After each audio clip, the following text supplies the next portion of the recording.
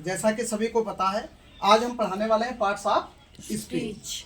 और parts of speech के प्रयोग कैसे होते हैं, एग्जाम में कैसे आता है, खासकर class 9th to 10th, 9th और 10th में किसी भी बोर्ड का एग्जाम हो, चाहे वो यूपी बोर्ड हो, सीबीएसई बोर्ड हो, आईसीएसई हो, कोई भी बोर्ड हो, तो पार्ट्स ऑफ स्पीच ऐसे पूछा जाता है। कोई उसमें वर्ड दिया होता है और पूछा जाता है आपसे कि इस वर्ड में कौन सा पार्ट्स ऑफ स्पीच प्रयोग किया गया है, which parts of speech is used in the following words. Okay, तो यही काम तुमको यहाँ पे करना है। हमने कुछ वर्ड्स लिखे हैं, इन वर्ड्स में आपको बताना है कि ये किस प्रकार के वर्ड हैं, कौन से पार्ट्स ऑफ स्पीच के वर्ड हैं। आया समझ में?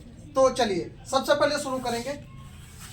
फर्स्ट वर्ड है आपके सामने रिवर। अब रिवर में कौन सा पार्ट्स ऑफ स्पीच है? पार्ट्स ऑफ स्पीच 8 होते हैं, सभी को पता है। उस 8 में से आपको बताना है। कहीं कहीं 9 भी होते हैं, आर्टिकल भी ऐड कर दिया जाता है जिसको डिटर्मिनर कहते हैं। ठीक है, तो इस रिवर में कौन सा पार्ट्स ऑफ स्पीच है? नाउन है। ठीक, वेरी गुड, इसमें नाउन है। इसके बाद आ जाओ बंच। बंच में क्या है? नाउन। बंच भी नाउन है, ध्यान रखिएगा। बंच वर्ड भी नाउन है। बंच का मतलब ग्रुप होता है, ये नाउन का एक पार्ट है। इसको कौन से पार्ट्स ऑफ इसमें नाउन का कौन सा पार्ट है? ये बंच जो है नाउन का कौन पार्ट्स है?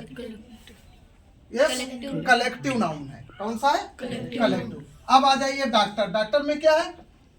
डॉक्टर भी नाउन है। डॉक्टर भी नाउन है। इसमें कौन सा नाउन है? कॉमन नाउन है। ठीक है, इसके बाद आगरा। आगरा क्या है? आगरा भी नाउन है। अब इस आगरा में कौन सा नाउन है? प्रॉपर नाउन है। ये नाउन के भाग हैं। ठीक, इसके बाद आ गया नेक्स्ट वर्ड, आ गया फ्रॉम। फ्रॉम में कौन सा पार्ट्स ऑफ स्पीच है? कौन सा है फ्रॉम? जल्दी बताइए। प्रीपोजिशन। क्या है? प्रीपोजिशन है ये, प्रीपोजिशन। आया समझ में? इसके बाद आ गया बट। बट क्या है?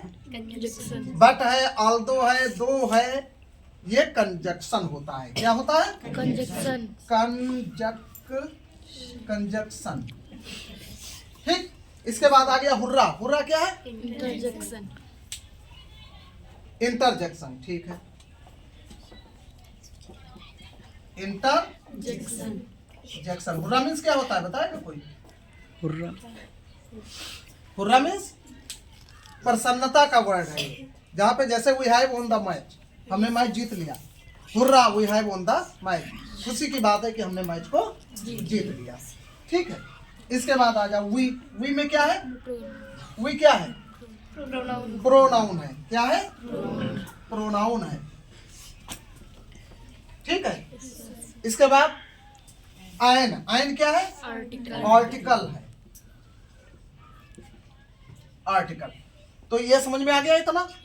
कुछ वर्ड आ गए हैं, यहाँ पे हम देखेंगे। ब्यूटीफुल में कौन सा पार्ट्स ऑफ स्पीच है? एडजेक्टिव है। ब्यूटीफुल एक ऐसा वर्ड है जो नाउन या प्रोनाउन की विशेषता प्रकट करता है, तो वो होता है एडजेक्टिव। तो ब्यूटीफुल मतलब एडजेक्टिव। ठीक, इसके बाद करेक्टली, ये क्या है? ये एडवर्ब है। क्या है? एडवर्ब। पहचान लोगे आसानी से, ये एडवर्ब है, एडवर्ब। उसके बाद आ गया जंप। जंप वर्ड में कौन सा पार्ट्स ऑफ स्पीच है? वर्ब। कैसे पता चला? जंप का मतलब कूदना। जिस वर्ड से कोई ना कोई काम होने की क्रिया पता चले, ऐसा पता चले कि इस वर्ड से कोई ना कोई कार्य हो रहा है, तो वो क्या होता है? वर्ब होता है। तो जंप का मतलब उछलना, कूदना, तो क्या हो गया? वर्ब हो गया। क्या होगा ये? वर्ब होगा। इसके बाद एमंग। एमंग क्या है? बताइए। एमंग कंजक्शन नहीं है, प्रीपोजिशन है। ठीक, एमंग क्या है? प्रीपोजिशन है। इसका यूज कहाँ पे होता है? एमंग का यूज कहाँ पे होता है? प्रीपोजिशन में। कैसे इसको यूज करते हैं?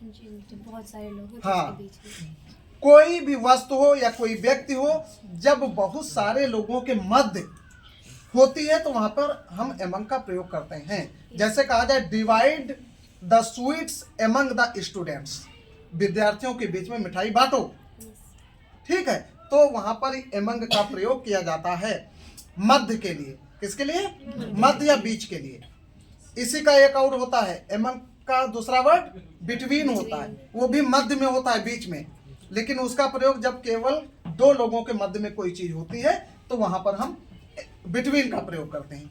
ये अलग अलग, अब ये सभी पार्ट्स ऑफ स्पीच हैं, नाउन, प्रोनाउन, एडजेक्टिव, एडवर्ब, ये सब। अब इनको अलग अलग पढ़ाएंगे, ठीक है, अलग अलग समझना पड़ेगा किस पार्ट्स ऑफ स्पीच के कितने पार्ट होते हैं, तो वो एक अलग विषय हो गया। ठीक है, इतना समझ में आ गया? आज आ गया समझ में? ठीक है, इसको कॉपी करो और उसके बाद इस तरीके के वर्ड अपने आप लिखो और सामने फिर लिखो कि किस वर्ड में कौन सा पार्ट्स ऑफ स्पीच है। ठीक है, तो चलिए, ठीक है, इसको कॉपी करो।